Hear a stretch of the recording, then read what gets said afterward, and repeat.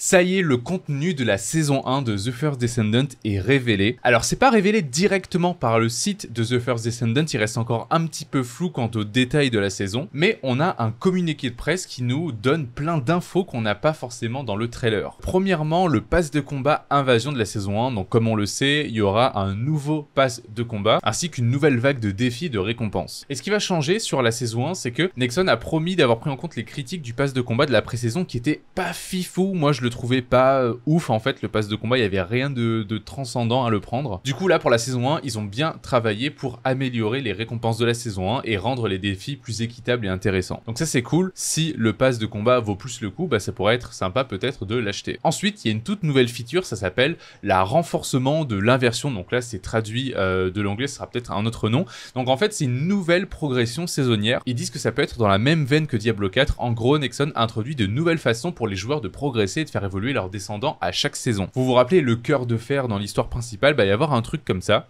Après avoir rencontré le cœur de fer pour la première fois, les descendants des joueurs peuvent subir une puissante résonance arche pour améliorer leurs capacités. Donc il y aura un délire à améliorer nos capacités avec le cœur de fer. Ensuite, les joueurs peuvent utiliser le renforcement d'inversion pour obtenir des améliorations progressives pour les chasses, les attributs, la récupération et la survie. Donc ça va être par exemple nos sockets, nos stats, etc. Dans le but du coup de rendre leurs descendants plus puissants au cours de la saison. C'est vraiment quelque chose qui pourrait renverser la méta. Parce qu'aujourd'hui, la méta, elle est assez bête et méchante. Tu prends un descendant, tu vas booster soit ses capacités de compétences, soit tu vas booster son arme à fond, mais au bout d'un moment, tu arrives vite vers un mur où en fait tu boostes tout le temps la même chose, soit les coups critiques, soit les dégâts de tes compétences. Et du coup, là, ça va ajouter encore plus de profondeur à la maximisation des builds. Comme par exemple, quelqu'un qui joue un perso qui n'est pas forcément OP, comme je sais pas, Luna ou même Frena, il va pouvoir se dire, bah mon perso, je vais le maximiser à fond, pour avoir finalement un perso plus OP que les persos méta pas optimisés. Après, on ne sait pas si ce renforcement d'inversion sera réinitialisé à chaque saison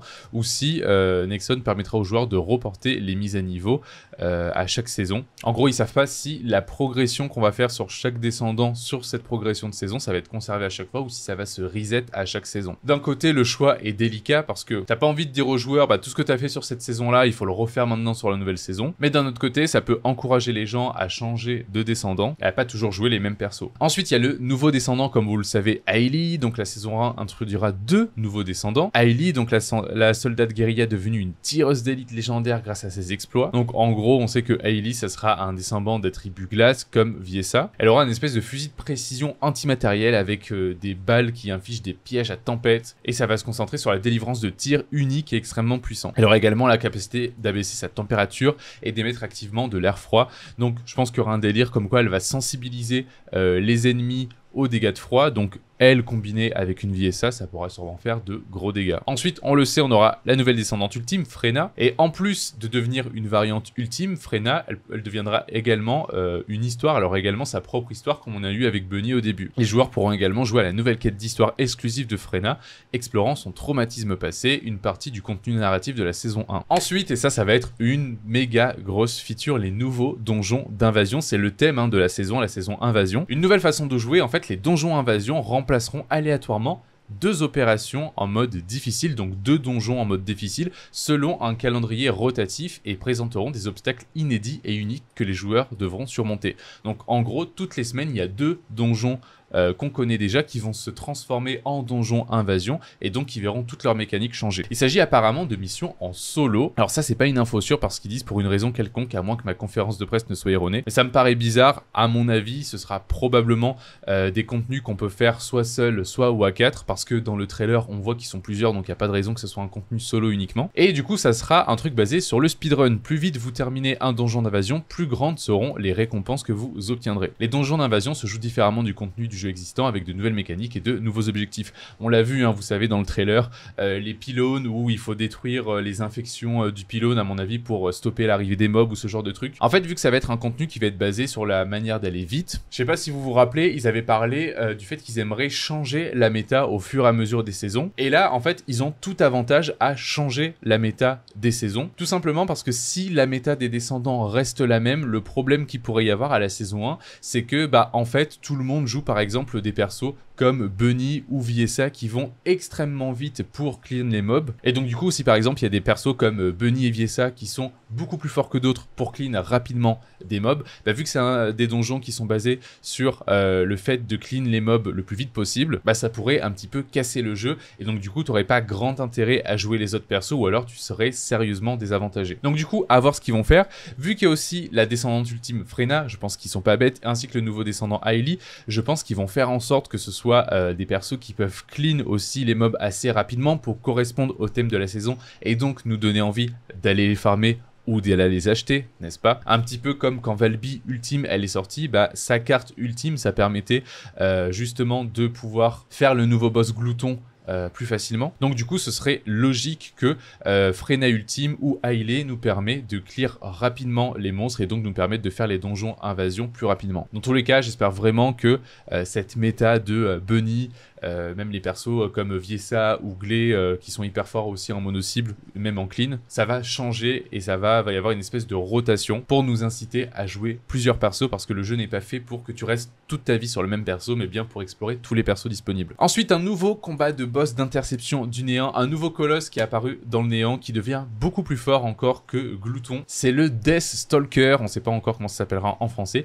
Il est spécialisé dans la chasse aux descendants et un monstre d'attribut toxique qui frappe depuis l'ombre. Donc un monstre d'attribut toxique, ça veut dire que probablement les dégâts d'électricité lui feront très mal. Décidément, Bunny va peut-être encore être méta pour cette saison. Il y aura de nouvelles mécaniques ici que les joueurs devront démêler pour avoir une chance de gagner. Donc ça, on aura plus d'infos plus tard sur ce nouveau boss, mais c'est bel et bien lui, sa tête qu'on peut voir ici. Et aussi il y a 2 nouvelles armes ultimes, ça c'est très bien, ça va nous permettre encore d'élargir notre arsenal. On a l'Excava qui est l'arme ultime de la récompense du Battle Pass de la saison 1. Il s'agit d'un fusil d'assaut modifié qui accumule de la charge lorsque vous tirez, aboutissant finalement à une puissante grenade énergétique. Ça peut être pas mal, par exemple je sais pas avec Glé qui a des munitions infinies, ça pourrait être totalement broken. Alors est-ce que c'est la récompense du Battle Pass payant ou du Battle Pass gratuit? Ça, c'est pas trop encore. Et le Frost Watcher est un nouveau fusil d'éclaireur axé sur le froid qui peut être obtenu en jouant au contenu de la saison 1 et qui réduit à la fois la résistance au froid des ennemis et améliore les dégâts des compétences d'attribut de froid, ce qui rend parfait pour Viessa et Hailey. Je pense que Viessa et Hailey, elles vont être assez méta, je pense, sur cette saison. Ça va être cool. C'est bien aussi qu'ils mettent en avant, par exemple, un fusil d'éclaireur parce que actuellement, dans le jeu, alors il y a le destin chamboulé de Greg qui a son passif qui fait tomber des trucs et qui tire comme un fusil d'éclaireur, ça c'est bien.